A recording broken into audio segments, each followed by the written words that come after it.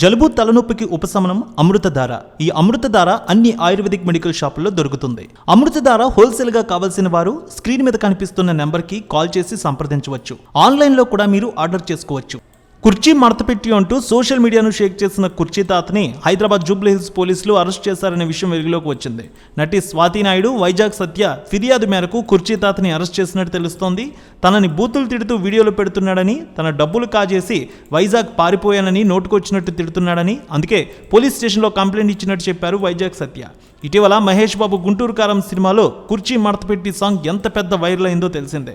ఆ సాంగ్లో కుర్చీ తాత పాపులర్ డైలాగ్ను వాడినందుకు గాను మ్యూజిక్ డైరెక్టర్ తమన్ కుర్చీ తాతని ఇంటికి పిలిపించుకుని ఆర్థిక సహాయం అందించారు. అయితే వైజాగ్ సత్య సాయంతో తమన్ని కలిశాడు కుర్చీ తాత. వైజాగ్ సత్య వల్ల తనకి గుర్తింపు వచ్చిందని చెప్పిన కుర్చీ తాత ఆ తర్వాత రివర్స్ అయ్యారు. వైజాగ్ సత్య తన పేరు ఉపయోగించుకొని డబ్బులు సంపాదిస్తున్నాడని, అతను కనిపిస్తే నరికేస్తా, చంపేస్తా అంటూ బెదిరిస్తూ వీడియో షేర్ చేయడంతో వైజాగ్ సత్య కుర్చీ తాతపై కంప్లైంట్ ఇచ్చాడు. అసలు గొడవ ఎందుకు వచ్చింది?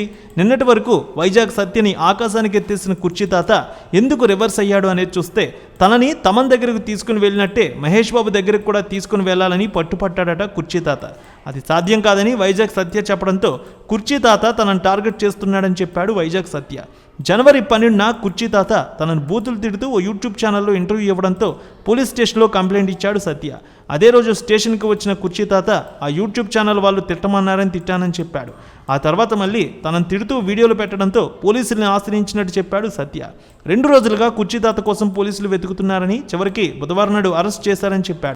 ఇప్పుడు కూడా కొంతమంది ఛానల్స్ వాళ్ళు మందు పోయించి తిట్టమన్నారు కాబట్టే తిడుతున్నట్టు చెబుతున్నాడని, అతని బూతులు భరించలేక అరెస్ట్ చేయించినట్టు చెప్పాడు సత్య.